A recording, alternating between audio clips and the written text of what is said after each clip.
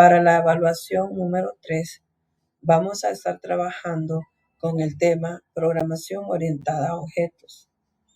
Este tema, antes de adentrar a lo que es el concepto en sí, pues mencionarles que la programación orientada a objetos es uno de los pilares fundamentales de la programación. Básicamente, la PO es donde se rige los métodos o la metodología para la forma de programar de cada uno de los programadores. Es por ello que el tema requiere bastante atención, ya que tiene un nivel de importancia bastante alto en el mundo de la programación. Lo invito a que realice y practique cada uno de los ejercicios que se van a estar presentando en el aula para que ampliemos nuestro conocimiento con respecto a este tema y conozcamos por nosotros mismos la importancia que tiene. Básicamente la PO, como les repito, es la forma que tienen los programadores de programar. Véalo de esa manera. Es la forma que tienen los programadores para programar. Ese puede ser un concepto bastante sencillo en el cual usted puede, con el cual usted puede entender en sí lo que es la PO. De aquí en adelante me voy a referir a la programación orientada a objetos como PO. Antes de adentrar a lo que es la programación orientada a objetos, es importante aclarar algunos conceptos, como por ejemplo preguntarnos ¿qué es un objeto? ¿Qué es un objeto en la vida real?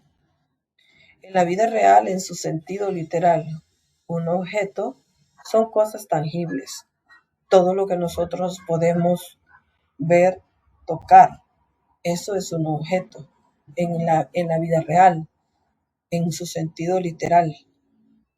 Sin embargo, en el mundo de la programación, todo lo podemos ver como un objeto. Veamos lo que dice la lámina. Dice que un objeto puede ser cualquier cosa, no solo en su sentido literal. Si regresamos a la lámina anterior, tenemos que un objeto en el mundo real, en la vida misma, es todo objeto, todo lo que es tangible, lo que nosotros podemos ver o tocar. Y nos hacemos ahora la pregunta, ¿qué es un objeto en el mundo de la programación? Un objeto puede ser cualquier cosa, no solo en su sentido literal, es decir, en el mundo de la programación. También un objeto en el mundo de la programación pueden ser personas, animales o inclusive conceptos astrales.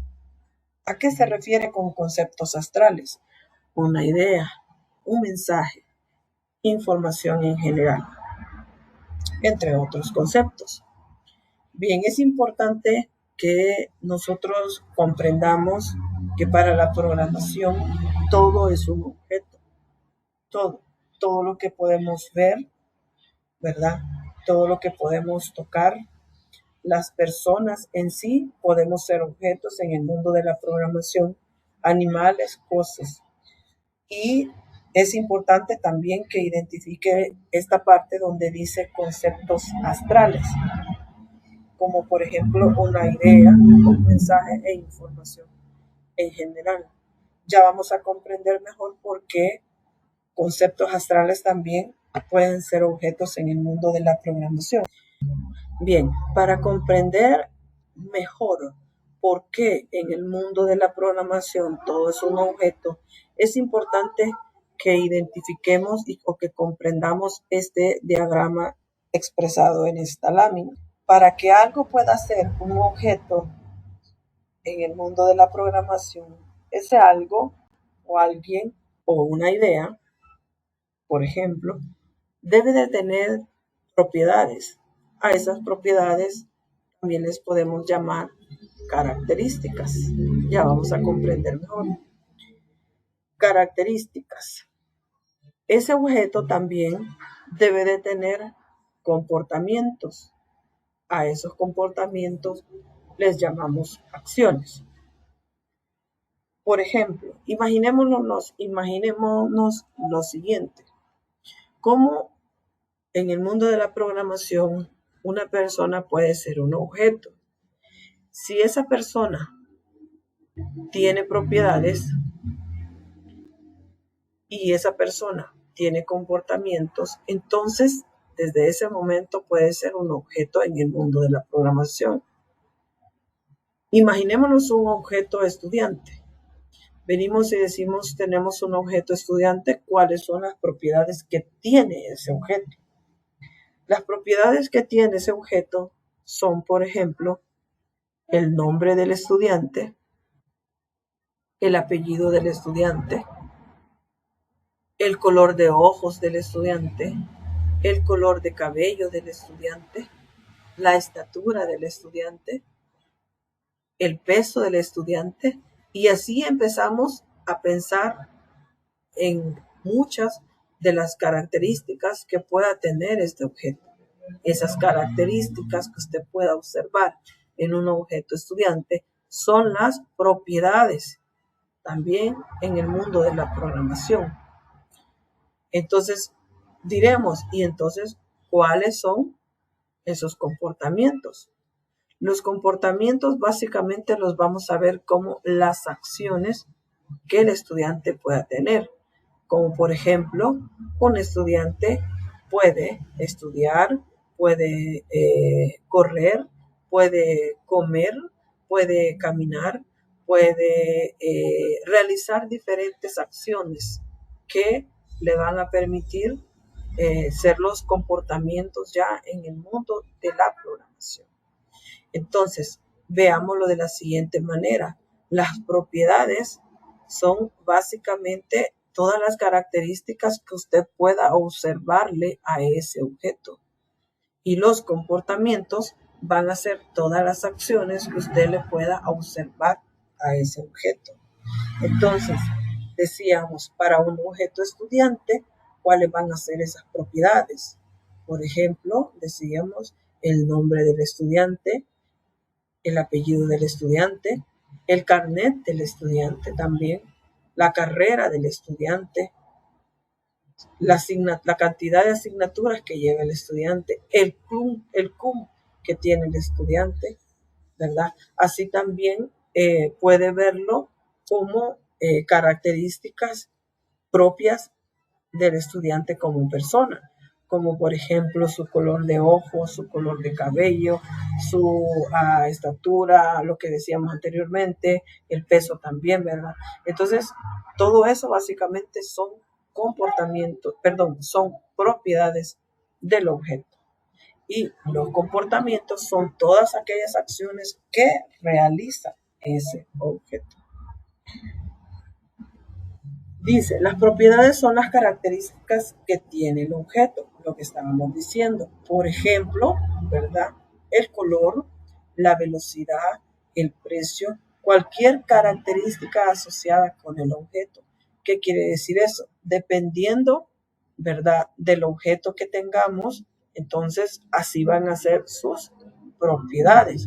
¿El color de qué? Posiblemente sea un objeto vehículo, el color del vehículo, por ejemplo, la velocidad que pueda tener el vehículo, el precio que pueda tener el vehículo. Cualquier característica que esté asociada con el objeto se convierte en una propiedad. Otro aspecto, si estamos hablando de personas, ¿verdad? Lo que le decía anteriormente, un empleado, un estudiante, ¿verdad? Entonces, un vendedor, cada uno viéndolo por separado, ¿verdad?, va a tener diferentes propiedades. Dice que cada uno de ellos también tiene sus propiedades, como por ejemplo su nombre, su número de teléfono, su dirección, su carnet. En sí, cualquier característica se puede volver una propiedad para un objeto. Característica que usted pueda visualizar o no necesariamente visualizarla, ¿verdad? Pero que también puede ser una propiedad del objeto, como por ejemplo decíamos el carnet del estudiante. El carnet del estudiante no es algo que usted pueda visualizarlo, pero básicamente también se convierte en lo que es una propiedad del objeto. Veamos el cuadro. Dice, como objeto abstracto tenemos un objeto canción y en su sentido literal como objeto tenemos un automóvil. Como objeto abstracto porque una canción no la podemos ver, ¿verdad? No la podemos tocar.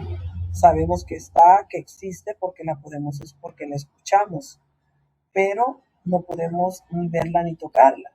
Sin embargo, a un automóvil lo vemos y podemos tocarlo. Entonces, en su sentido literal, como objeto, un automóvil es un ejemplo, y como objeto abstracto, en su sentido objeto abstracto, una canción se convierte en un objeto en el mundo de la programación. Entonces, si venimos y empiezo a analizar el objeto canción, empiezo a pensar en cuáles son esas propiedades que tiene ese objeto. Por ejemplo, una canción tiene un autor, una canción tiene un intérprete, una canción tiene un estilo, una duración. Entonces, básicamente, todas esas son propiedades que son o pertenecen a un objeto canción, ¿verdad? Siempre considerándolo desde el sentido abstracto. En cambio, un automóvil, por ejemplo, tiene una marca, un modelo, una transmisión, un color. Básicamente, todas esas son propiedades, esas y muchos más, que podamos extraer de un objeto automóvil. ¿Sí? Entonces, en ese caso es en su sentido literal un objeto automóvil, ¿verdad? En el mundo de la programación. Tengo que decirlo, tu físico es increíble. ¿Cuántas horas pasas en el gimnasio? 0. No voy al gimnasio. No puede ser, pero ¿cómo estás tan marcado? Dice propiedades, valores. Este aspecto es bien importante que lo comprendamos. El conjunto de valores que tiene cada una de las propiedades definen el estado del objeto. ¿Qué quiere decir eso? Básicamente, cuando nosotros pensamos en las propiedades como tales, no estamos pensando en sí en el valor. ¿Qué quiere decir eso? Por ejemplo, nosotros pensamos en un nombre, pero no dijimos cuál era el nombre. Por ejemplo, nosotros pensamos en el apellido, pero no dijimos cuál era el apellido. Pensamos en un carnet, pero no dijimos cuál era. Pensamos en un color de ojos, pero no dijimos cuál era ese color de ojos. Entonces, básicamente, los valores son en sí lo que le da o lo que caracteriza en sí al objeto. Por ejemplo, la propiedad nombre. ¿Qué valor tiene? Depende de quién es el objeto, ¿verdad? El estudiante 1, María Luisa López, ¿verdad? El objeto estudiante 1. Pero si vengo y esa misma propiedad, esa misma propiedad de un estudiante número 2, el valor ya sería otro. En sí la propiedad es la misma, pero el valor es otro. ¿Por qué? La propiedad nombre para el objeto estudiante 2 ya sería otro, ¿sí? Por ejemplo, ya podría ser Sofía López. Ya esos ya son otros valores. Entonces, el conjunto de valores que tiene cada una de las propiedades definen el estado del objeto. Es decir, al objeto 1 tiene diferentes valores que el objeto 2. El objeto 1 en nombre tenía María Luisa López y el objeto estudiante 2 en nombre tenía Sofía López. Entonces, básicamente estamos hablando de que son dos objetos por separado. Significa que los valores que pueda tener el primer objeto no necesariamente los valores, ¿verdad?, que pueda tener el objeto no necesariamente van a ser los mismos para el segundo objeto. Entonces, de allí decimos que el conjunto de valores que tiene cada una de las propiedades definen el estado del objeto. Por ejemplo, veámoslo en esta tablita. Para un objeto automóvil, ¿sí? Un objeto automóvil, viéndolo de manera general. Un objeto automóvil, todos los automóviles tienen las siguientes propiedades: una marca, un modelo, una transmisión, un color. Todos los automóviles. Pero ahora dice, el conjunto de valores define el estado del objeto. El conjunto de valor 1, el conjunto de valor 2. Para el conjunto de valor 1, la propiedad marca tiene Mitsubishi.